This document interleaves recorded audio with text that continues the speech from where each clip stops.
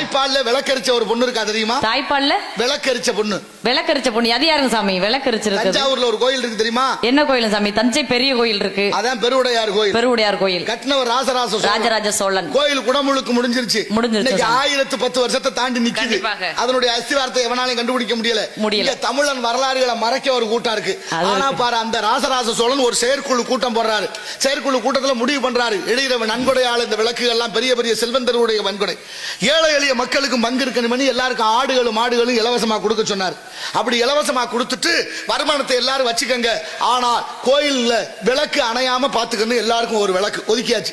உங்களுக்கு ஒரு விளக்கு, எனக்கு ஒரு விளக்கு, அவங்களுக்கு அப்படி எல்லாருக்கும் ஒதுக்கியாச்சு, பேர் எழுதியாச்சு.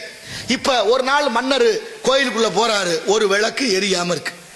யாருக்கு ஒதுக்கின விளக்குன்னு பார்த்தா எழுவத்தூர் மாராயனுக்கு ஒதுக்கப்பட்ட விளக்கு. 7 நாளா எரியல. ஏன் எரியல? என்ன காரணம்? பூட்டு காவிரிக்கரை ஓரம்